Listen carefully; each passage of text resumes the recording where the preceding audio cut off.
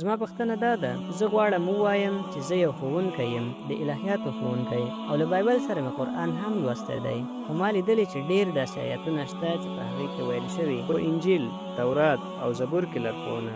نو که خبره داسې وي، له یوې خوا مسلمانان وایي چې تر څو په دې څلورو کتابونو ایمان را نه وړئ، تاسو مؤمن نه یاست، تاسو مسلمان نه یئ، خو له بلې خوا تاسو ولې هغه نه لولئ؟ ځکه چې دا ستاسو اسلامي کتابونه دي. تورات، زبور، انجیل شتون نه لري. هغه څه چې اوس شتون لري هغه یې بدله شوې، یعنې تحریف شوې بڼه ده. په قرآن کې لیکل شوي چې انجیل د الله وحی ده. موږ پر انجیل باور لرو چې د الله کلام دی، نه پر بایبل. بایبل څه شی دی؟ دا بایبل انجیل نه دی. الله ویلي چې هغه ټول کتابونه چې مخکې راغلي دي هغه یې د خوندي ساتلو ژمنه نه ده کړې. خو په سورة الحجر 15 سورت کې په 9 آیت کې الله فرمایي موږ ذکر یعنې قرآن نازل کړی دی او موږ به یې ساتنه کوو. د اولادونو تربیت په هغه وخت کې موږ تاسو ته سختیږي چې کله موږ تاسو په غیر اسلامي ټولنه کې ژوند کوو. مور او پلار د ډیره خبر نه وي چې زموږ اولادونو ته په مکتب یا په ښوونځي کې یا په پوهنتون کې یا په انسټیټیوټ کې څه تدریسیږي. چې کله هم ستاسو اولادونه له دغسې محیط کې ژوند کوي نو تاسو راځئ قرآن کور آنلاین اکاډمي ته. دلته به د قرآن کور آنلاین اکاډمي درسي مواد، کریکولم، هر څه په دغه ویب سایټ کې تاسو اول مطالعه انشاءالله اولادونه به داسې درته روزو څنګه چې په مکتب یا ښوونځي کې هغې سره کوشش کېږي همداسې به په دغه اسلامي اکاډمي کې موږ هم داسې کوشش ورسره کوو تر څو پورې دغه زموږ او ستاسو اولادونه داسې وروزو چې په آینده کې موږ تاسو د ملامتیا ګوته ځان ته ونه نیسو. همدا اوس په دغه نمبر موږ سره اړیکه کې شي، انشاءالله ستاسو اولادونه به داسې تربیه کو چې تاسو به خوشحاله. زما نوم عمران ګل دی او د مسلک له مخې ښوونکی یم. زه د لاهور یم. زما پوښتنه دا ده چې ما بایبل ډېر ځله لوستی دی او څرنګه چې زه د الهیاتو زده کوونکی یم ما قرآن هم لوستی دی او په دې کې کله چې ما قرآن ولوست زه پوه شوم چې صاحب ستاسو نوم څه دی؟ عمران ګل. تاسو مسلمان یاست که غیر مسلم؟ زه عیسوي یم. عیسوي، سمه ده. زما پوښتنه دا ده، زه غواړم ووایم چې زه یو ښوونکی یم، د الهیاتو ښوونکی، او له بایبل سره مې قرآن هم لوستی دی، خو ما لیدلي چې ډېر داسې آیتونه شته چې په هغې کې ویل شوي په انجیل، تورات او زبور کې لارښوونه، رڼا، لاره او سمه لار ده. سورة المایده، سورة الانبیاء او سورة المؤمن شته.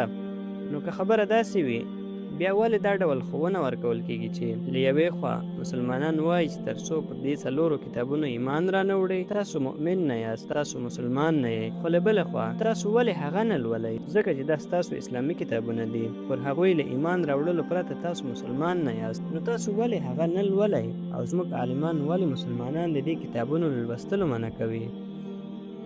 ماشاءالله، ورور عمران ډیره ښه پوښتنه وکړه، ډیره روښانه ده. هغه وایي چې په قرآن کې په ډیرو ځایونو کې یادونه شوې ده چې په تورات، زبور او انجیل کې رڼا ده او دا د لارښوونې کتابونه دي. هغه بیخي سم وایي. 100 کې، سورة المایده، سورة البقره، په هغه ځایونو کې بیخي سمه ده. هغه وایي که تاسو باور لرئ چې دا هم کتابونه دي نو بیا ولې یو مسلمان ښوونکی نه غواړي چې هغه ولولي؟ ځکه چې دا کتابونه شتون نه لري. تورات، زبور، انجیل شتون نه لري. هغه څه چې اوس شتون لري هغه یې بدله شوې، یعنې تحریف شوې بڼه ده. په نننۍ نیټه کې ته ښوونکی او زه زده کوونکی یم. ته ښوونکی، سمه ده. زه د تقبلي ادیانو زده کوونکی یم. په قرآن کې لیکل شوي چې انجیل د الله وحی ده. موږ پر انجیل باور لرو چې د الله کلام دی، نه پر بایبل. بایبل څه شی دی؟ د بایبل کلمه له کومه راغله؟ د بیبلوس کلمې نه. بیبلوس د کتابونو کتاب معنا لري. زه سم وایم؟ ته ښوونکی یې؟ هو، موږ باور لرو. اوس به یې ته لولې. د مارک په حواله انجیل، د متا په حواله انجیل، د جان یعنی یوحنا په حواله انجیل، د لوک یعنی لوقا په حواله انجیل، د عیسی په حواله انجیل. هغه چیرته دی؟ موږ هغه غواړو چې پر عیسی نازل شوی و. ځکه خو مسلمانان کله کله غلطي کوي. زه وایم بایبل، هغوی عربي ته ژباړي. انجیل. ما وویل وروره، ما بایبل وویل، انجیل نه. دا بایبل انجیل نه دی. الله ویلي چې هغه ټول کتابونه چې مخکې راغلي دي هغه یې د خوندي ساتلو ژمنه نه ده کړې. خو په سورة الحجر 15 سورت کې په 9 آیت کې الله فرمایي موږ ذکر یعنی قرآن نازل کړی دی او موږ به یې ساتنه کوو. ځکه چې دا وروستی کتاب دی. هغه ټول کتابونه چې ما مخکې یاد کړل ټول هغه کتابونه چې تر قرآن مخکې راغلي دي 4 په کتاب کې لیکل شوي دي.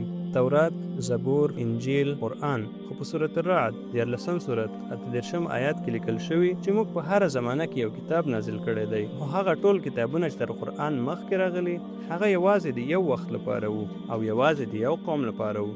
د مثال په توګه هغه انجیل چې نازل شوی دا په قرآن کې لیکل شوي چې عیسی مسیح د یو پیغمبر په توګه رالیږل شوی و د بني اسرائیلو لپاره. دا په بایبل کې هم ذکر شوي، نو هغه محدود وو. نو کله چې هغه محدود وو الله هغه سم ونه ګڼلو او هغه یې خوندي وساتو. ته یو ښوونکی د کتاب ایډیشن یعنی چاپ راغلی دی، لومړی ایډیشن، دویم ایډیشن، دریم ایډیشن. زما ورور په کالج کې ښوونکی دی، سمه ده؟ ته به وایې بچیانو لومړی ایډیشن ولولئ، ته به وایې تر ټولو نوی ایډیشن ولولئ، سمه ده؟ ته به خپلو ماشومانو ته وایې لومړی ایډیشن ولولئ. ته به ځینو خلکو د څېړنو لپاره ووایې، ته به ووایې ټول بچیان د لومړی ایډیشن ولولي. څوک به دا ووایي؟ آیا په پاکستان کې به کوم ښوونکی دا ووایي؟ هو که نه؟ ته به وایې تر ټولو نوی ایډیشن ولولئ. که ته د ساینس ښوونکی نو ته به وایې چې نوی ایډیشن ولولئ. ځینې خلک څېړنه کوي، ته څېړنه کوې، لومړی ایډیشن څنګه دی؟ څېړنه کوم، ما بایبل لوستی دی. زه وایم د ټول بایبل په لوستو خپل وخت مه ضایع کوئ، ته لیونی شوی یې. ما دا لوستی دی، ولې وخت ضایع کوې؟ زه به یې درته په لنډه توګه روښانه کړم. ځکه بایبل د لارښوونې کتاب دی، خو د هغه وخت لپاره، او نن دا خوندي نه دی. نن د بایبل څو ډولونه شتون لري. ته پوهیږې د بایبل څو نسخې یعنی ورژنونه شته؟ یو څو نسخې شته، یو څو. ستاسو نظر حد څه دی؟ د نظر تر ټولو لوړه شمیره څه ده؟ ځکه دلته 1 ثانیه 1 ساعت دی. نظر څه دی؟ هر څه چې دی زه نه پوهیږم. ستا په ان په پنجاب کې زه نه پوهیږم، ستا ورور وایي 1 ثانیه 1 ساعت. ستا نظر څه دی؟ 1000، 10,000، تر 100 لږ؟ غلط دی. زما په کتابتون کې 200 بایبلونه دي. 240 د بایبل په زرګونو نسخې شتون لري. د عیسوي پوهانو په وینا د بایبل 24,000 بېلابېلې خطي نسخې شتون لري او هیڅ دوی یو شان نه دي. 24,000 خطي نسخې، 24,000 او هیڅ یوه یې یو شان نه ده. زما په کتابتون کې په ممبئی کې 250 بایبلونه دي. له 100 کم لږ قرآن، څو عربي قرآنونه شتون لري. یو ژباړه یې بیله ده، دا د بایبل ژباړه نه ده. نسخه یعنی ورژن، اصلي خطي نسخه بیله ده. نو زه هغوی ته کوم یو د لوستلو لپاره ووایم؟ صیب اصلي یې ولولئ، اصلي یې هیڅ نشته. ته دا وایې؟ زه دا نه وایم، عیسوي پوهان دا وایي. دا عیسوي پوهان نه دي لوستي او زه به څېړنه وکړم. اصلي نشته. 24,000. ته ویلی شي دا اصلي تر ټولو نږدې دی؟ ځینې خلک باید دا ولولي. ما دا ولوست. زه پوښتنه کوم، آیا ته به په ښوونځي کې خبرې کوې؟ ځینې خلک به وایي چې نن د کتاب 20مه نسخه یعنې ایډیشن دی. ته ساینس ولې؟ له 1 نه تر 20 یې ولوله. آیا ته به دا ووایې؟ ځینې خلک به وایي چې ته باید څېړنه وکړې چې ایډیشن څنګه راغلی. زه به ولې نورو خلکو ته وایم؟ 2 میلیارده خلک جواب دې ترلاسه کړ؟ ځکه چې دا ټول کتابونه بدل شوي دي. خو دا په قرآن کې هیڅ ځای نه دی لیکل شوی چې دا بدل شوی دی. په قرآن کې یو آیت هم نشته چې ووایي چې دا بدل شوی دی. په حقیقت کې ښه مثبت ټکی شتون لري چې ولار ده، لارښوونه ده، رڼا ده. یو آیت هم نشته چې وایي دا بدل شوی. دا به په حدیث کې وي. اوس زه وایم سورة البقره 2 سورت 9 آیت: فويل للذين يكتبون الكتاب في أيديهم ثم يقولون هذا من عند الله ليشتروا به ثمنا قليلا. هغه کسان چې کتاب په خپلو لاسونو لیکي او بیا وایي چې دا د الله له لورې دی. قرآن څه وایي؟ دا هغه څه دي چې د الله په نوم یې مشهور کړي دي، اصلي شتون نه لري. دا ټول بایبلونه د انسان په لاسونو لیکل کیږي او د دې یادونه د بایبل یو نښه ده. دا یادونه د بایبل ده. هغه کسان چې کتاب لیکي په خپل لاسونو او وایي دا د الله له لورې دی، هغوی یې ولې لیکي؟ تر څو یو څه پیسې ترلاسه کړي. آیا دا غلط دی؟ صیب زه څه ویلی شم؟ نه ته نشي ویلی. مهرباني وکړه مه وایه، ځکه که ته یو ښه پروفیسر یې. ما 30 ځله درنه پوښتنه وکړه. ته به وایې ټولې 4 نسخې ولولئ. خوله دې بنده کړه. که ته ښوونکی یې د تا سره د ساینس 100 ایډیشنونه دي. ته به خپلو زده کوونکو ته ووایې لومړی له 1 نه تر 19 ایډیشن ولولئ. هغوی ځواب نه ورکوي. دا په دې معنا چې ته رښتینی انسان نه یې. ما وبخه، ته رښتینی انسان نه یې. کله چې بند شي خوله نه خلاصوي، ته بله پوښتنه کوي. ما ته یو آیات ووایه. هغه غلی کېناست. مهرباني وکړه دا ومنه. بخښنه غواړم، ما غلطي وکړه، خبره ختمه شوه. د بخښنې غوښتل یو انسان نه کوچنی کوي. صاحب تاسو په خپله طریقه خبرې کوئ. ښه، آیا تا په پنجاب کې زده کړې کړې وې؟ که ته د ساینس لوستلو ته لاړ شي او درته 20مه نسخه وښودل شي، آیا ته په پنجاب کې درس ورکوې؟ د روغتیا وزیر دلته ناست دی، آیا ته درس ورکوې؟ لومړی 19مه نسخه ولولئ.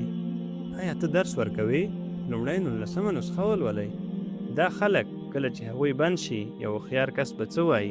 زه بند شوم. دلته یو څه هوښیارتیا شته، یو احمق کس به یې ونه مني. د ټولې نړۍ په وړاندې په میلیونونه خلک ته ګوري. صاحب زه ستاسو درناوی کوم. ته ولې زما درناوی کوې؟ ته زما درناوی نه کوې. ما درته یو ساده پوښتنه وکړه. ته ښوونکی یې؟ زه ستا ښوونکی نه یم. آیا ته به خپلو زده کوونکو ته ووایې چې لومړی 19 نسخې ولولئ؟ ته خپله خوله نه خلاصوې. خو د یو عام کتاب او بایبل ترمنځ توپیر شته. د بایبل او قرآن ترمنځ توپیر شته. بیخي سمه ده. زه به یو احمق مسلمان ته ووایم چې بایبل ولولي. هو، چیرته چې ته باید بحث وکړې، چیرته چې ته باید ادعا وکړې. زه به درته وښایم چې کوم آیتونه ولولې. موږ نه غواړو د خلکو وخت ضایع کړو. د یو عام کتاب او بایبل ترمنځ توپیر شته. دا یوازې یو اضافه ده.